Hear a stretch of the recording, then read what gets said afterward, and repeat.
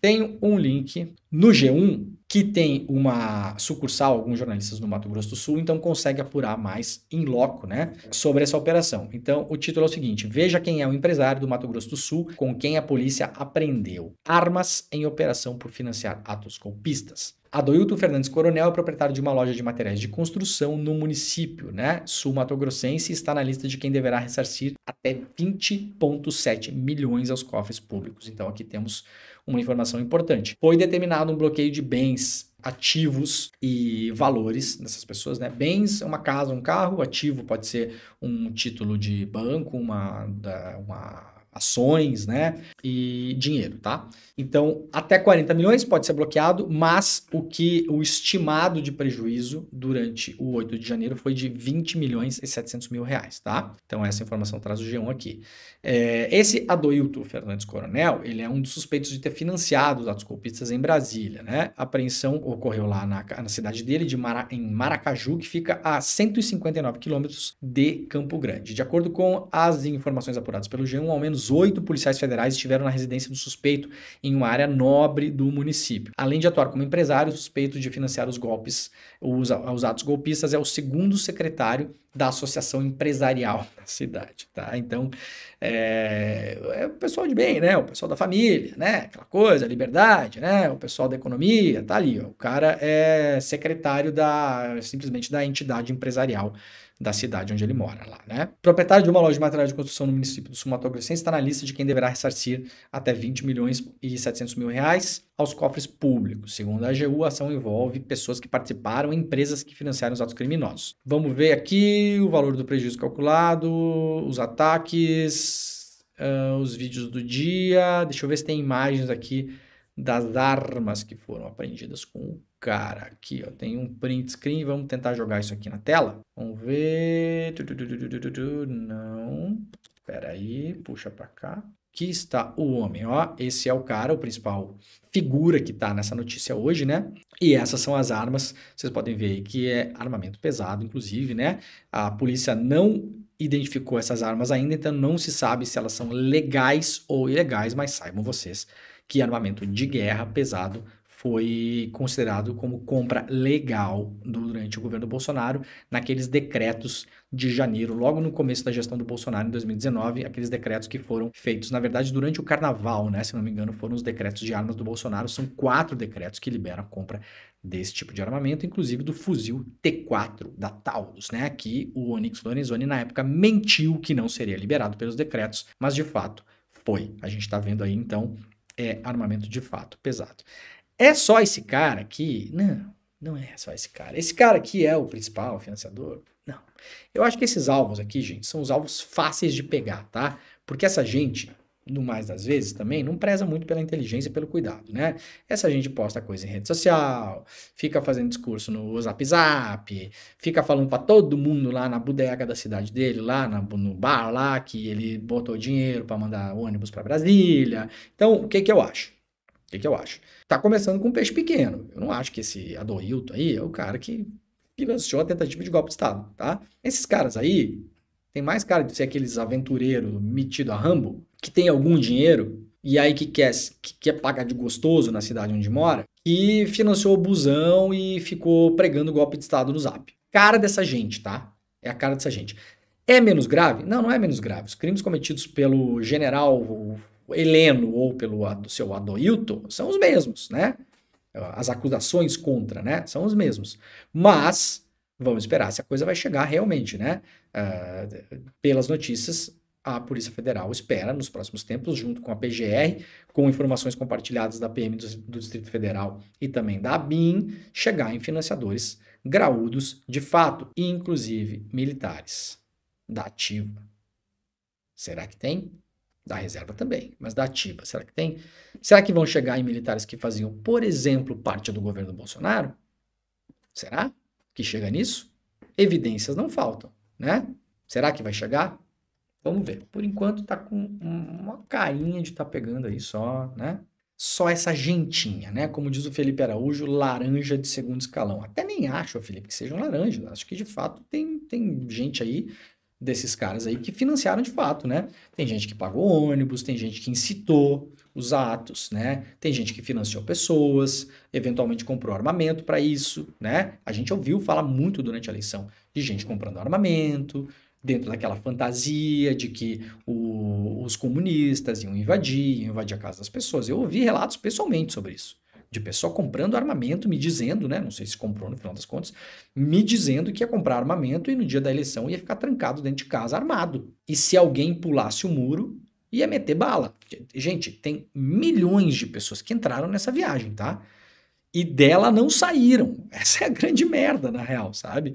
Então eu não duvido de nada que o cara que é um empresário lá no interior, né? Que pro contexto local é um cara rico, é um cara que tem grana, né? Num contexto maior não vai ser considerado um cara rico, mas lá é um cara que tem grana, um cara que é... Você vê esse cara aí, o cara é da associação comercial da cidade.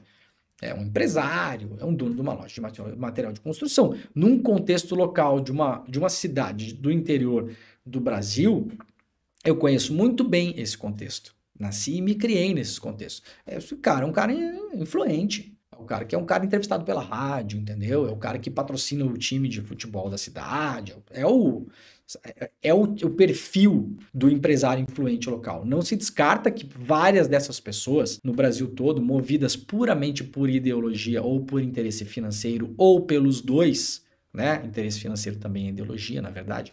Tenham financiado o ônibus, tenham comprado armamento, não se descarta, o que a PF está mostrando hoje é que esse cara é um deles, né? A acusação da PF é que ele tenha financiado esses atos golpistas, seja um dos incitadores e financiadores. Mas, e aí? Vai subir o degrau desse negócio aí? Vai punir as pessoas que realmente tinham poder e que têm no poder no Brasil até agora? Já que vamos falar bem a verdade aqui, o governo Lula até agora não se mexeu para afastar essas pessoas da vida pública brasileira. Essa é a bem da verdade. E esse é um dos motivos pelos quais talvez essa grande aliança aí, frente ampla do governo Lula esteja e vai derreter, porque não vai entregar para as pessoas de esquerda e não só, mas para as pessoas que votaram nessa aliança, que acreditaram que ao chegar no poder o executivo faria tudo o que é possível dentro, obviamente, dos seus limites legais para varrer e punir essas pessoas, né? Como muito bem falou o Vladimir Safatli hoje de manhã, lá no ICL Notícias, primeira edição. A gente bradou muito no último ano, principalmente, né? Sem anistia, sem anistia, sem anistia. Muito bem, a Polícia Federal aqui está fazendo a sua parte, está indo atrás dos financiadores e dos incitadores. Muito bem, parabéns, sem anistia, de fato. Essas pessoas não podem ficar impunes. Mas, e aí? E o resto? E os cabeças? E as pessoas que estavam no governo Bolsonaro, instaladas em gabinetes, pregando golpe de Estado, tramando? E os altos oficiais? E os militares? Não vai acontecer nada com essa gente? A gente vai pegar um generalzinho aqui, botar de canto, e outro ali, botar de canto, e achou que fez o serviço? Não tá andando para lugar nenhum esse negócio. Essa é a verdade. E aí, meus caros do governo Lula, depois vocês não reclamem de ter perdido a confiança de quem votou em vocês. Porque milhões de pessoas votaram em vocês, não necessariamente porque queriam votar no Lula. Vamos ser bem honestos aqui. Mas porque queriam, primeiro, evitar que o Bolsonaro fosse reeleito e, segundo, punir as pessoas que estavam envolvidas em todas essas maracutais e sujeiras durante o governo Bolsonaro. E isso inclui gente que foi secretário, que foi ministro, que foi diretor de estatal, civis e militares. Não vai acontecer nada com essa gente. Essas pessoas estavam acomodadas no GSI até ontem. Parte dessas pessoas, né? Não todas. Mas o próprio GSI estava acomodando as pessoas que estavam lá trabalhando durante o governo Lula, que tinham sido indicadas pelo general Heleno. Estavam lá. Então, ó, esse governinho de acomodação dessas coisas aí, ó, tá legal não, viu? Depois vocês reclamaram do Paulo Coelho lá no Twitter, que falou que o governo não tá andando pro lado que tinha que andar. Vocês querem saber? Tem razão. Tem muita razão. Ah, é precipitado. A gente viu o negócio lá do GSI, com o tal do G Dias, a confusão que deu, para além da manipulação que foi a maneira como a CNN divulgou aquelas imagens. Não é disso que eu tô falando.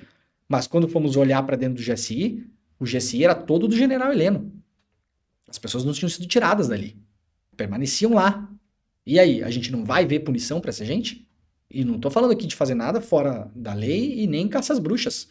Eu tô dizendo assim, a gente não vai pegar e olhar para dentro das Forças Armadas e colocar na reserva um monte de militar que já não tá mais nativa, apitando dentro do exército, por exemplo, estou fazendo um exemplo aqui, tem vários exemplos para dar. Então, sei não, hein? O que está acontecendo no Brasil já aconteceu no Chile, tá? Já aconteceu na Colômbia. Essas vitórias de grande coalizão que são encabeçadas por um partido de centro-esquerda, que é o que aconteceu no Brasil. O Alckmin é vice-presidente da República, gente. Vocês não esqueçam disso, tá?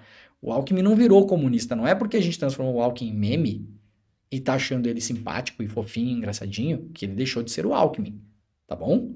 Manifestação em São Paulo, de professores, sentando pau nas pessoas, bala de borracha cegando jornalista. Ninguém esqueça disso, por favor. Memória. Esse é o cara que é o vice-presidente da República hoje. É uma grande aliança nacional encabeçada por um partido de centro-esquerda. Onde é que estão as pautas que essas pessoas que votaram nessa coalizão demandam? Sem anistia. Por enquanto está tendo total anistia essas pessoas. Tem pouquíssimos movimentos dignos de nota que a gente olha e fala, isso aí, sem anistia. Você, sem anistia. Você pra lá, sem anistia. A real é que não tá andando. Então, olhando o que está acontecendo nos Estados Unidos, a aprovação do Biden abriu a boca do jacaré, como se diz. O governo dele é mais desaprovado do que aprovado. Isso aí há uns bons meses. Então, o Biden, possivelmente no ano que vem, entra no ano eleitoral, caso não tenha nenhuma mudança drástica de cenário, com um governo com desaprovação, um governo que não é aprovado pela população. O Trump está indo bem nas pesquisas, vai ser o principal candidato do Biden, com certeza, caso seja escolhido pelos republicanos como candidato, né? E caso chegue lá na frente com condições de ser candidato em termos dos processos contra os quais responde, né? Porque o judiciário pode barrar, pode ser preso, sei lá o que pode acontecer com o Trump, né? Mas o Trump deu uma entrevista ontem na CNN, que é uma espécie de sabatina que a televisão faz lá, como as nossas aqui, mas faz agora, nesse momento, porque daqui a pouco a gente vai ter o começo da corrida presidencial nos Estados Unidos com a eleição dos candidatos pelos partidos, né? As tais das primárias. Isso aí é um processo que demora meses, os candidatos viajam, fazem um monte de comício, a gente já sabe como é que funciona isso. E o Trump ontem, ao vivo na televisão, negou de novo o resultado eleitoral. Falou que foi ele que ganhou a eleição. E falou que a eleição de 2020 foi fraudada. De novo, sem prova, sem evidência, nada.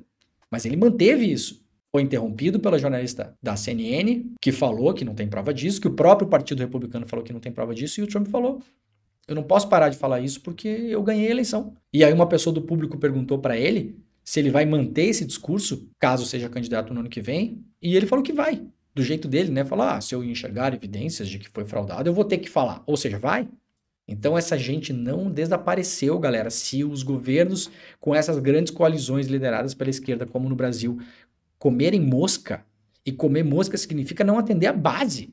O governo não tem que ficar dançando música aí, sendo cooptado pelos vários interesses. O governo tem que atender, é claro que vai ter que fazer política, claro que não vai conseguir fazer tudo o que quer, mas o nome disso é política. Nenhum governo consegue fazer tudo o que quer. O Bolsonaro também não conseguiu, nenhum consegue. Quem faz tudo o que quer é ditador, né? Na democracia, onde você tem que fazer política, você não consegue fazer tudo o que quer. Ainda bem que não consegue, porque há um sistema de pesos e contrapesos que deveria funcionar, não é que funciona lá muito bem também.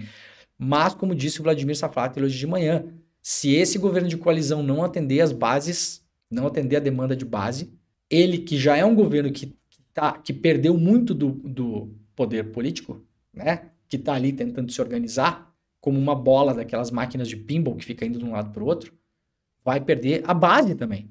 Vai perder o MST, vai perder o movimento social, vai perder os professores, vai perder a base, vai perder a universidade, vai perder a base social. E aí vai ficar o quê? O que sobra desse governo? O Alckmin, o Lira, o Pacheco, vai sobrar o quê? Quem é que vai ficar ali? O Juscelino Filho, a ministra do Turismo lá? O que sobra desse governo? Se esse governo não pegar e não encampar pautas para atender a base e não limpar o governo e não punir na medida da lei, do possível, do necessário e fazer a pauta do sem anistia de fato. Agora no Chile vai ter uma constituição feita basicamente pela extrema-direita. E aí a gente vai dizer que o quê? Que a extrema-direita ela apareceu ontem? Não, ela está aí, está organizada. A extrema-direita não vai desaparecer.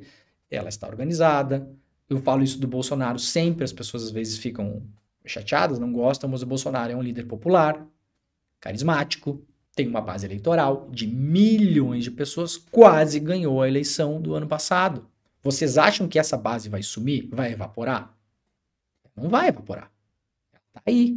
O governo precisa olhar para quem elegeu ele. Quem é que foi que elegeu esse governo aí? Quem é que foi que se mobilizou, que foi para a rua?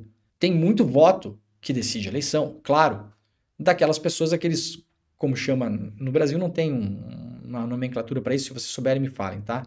Mas o swing voters, né, que chama, né? Que é aquele voto que o cara... Sabe o cara que votou na Dilma e depois votou no Bolsonaro? Tem muito desse eleitor no Brasil. Muito, mas muito mesmo. Tem um cara que votou no Bolsonaro e votou no Lula depois. Tem um cara que votou no Lula, depois votou na Dilma, depois votou no Ciro, depois votou no Bolsonaro, depois votou no Lula. Ou votou no Amoedo e votou no, sabe? Cabo Daciolo, sei lá. Tem gente, milhões. Essas pessoas definem a eleição, de fato. Mas quem é que foi a base que construiu, a base eleitoral que construiu essa eleição do Lula, essa vitória? O governo tem que olhar para essa base, para essa galera. Quem que foi para a rua? Quem que se colocou em risco? Quem que falou, lutou, gritou, denunciou? Tem que olhar para essa galera.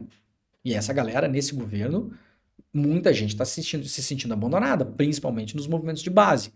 Claro, tem coisas importantes andando, lógico, né? Teve toda a negociação do governo de transição do Bolsa Família, teve relançamento do Minha Casa e Minha Vida, mas essas coisas demoram para chegar. E essas coisas são políticas de Estado que, bem ou mal também, gente, o Bolsonaro também estava fazendo.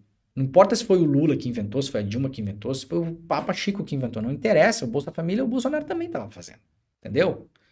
Então não é isso. Quais são as pautas puro sangue da esquerda, dos progressistas, etc e tal? Aquelas que o Bolsonaro não vai fazer, pelo contrário, vai tentar destruir. Será que essas estão sendo olhadas? Né? O Vladimir Safato deu um exemplo hoje de manhã, jornada de trabalho. Vários outros países já debateram isso, reduziram jornada de trabalho, inclusive na América Latina. Isso aqui no Brasil não é nem discussão. A gente segue trabalhando 44 horas semanais. Outra pauta importante, professores. As universidades federais agora vão voltar a ter um financiamento, né? Foi normalizado as bolsas da CAPES e tal. Mas isso assim, isso é o básico. Isso é botar gasolina para o carro para encher até o limite do reserva. Só. Mais. Onde está o mais? Onde está o pulo que um governo de esquerda pode dar, que mesmo que um governo de direita apareça depois, ele não vai conseguir destruir. Ou mesmo que tente, não vai conseguir destruir tudo. Esse pulo, essa diferença, que tem muita gente boa analisando a questão, que não tá conseguindo enxergar, não tá vendo. Onde é que estão as propostas? Para onde é que tá indo isso, né?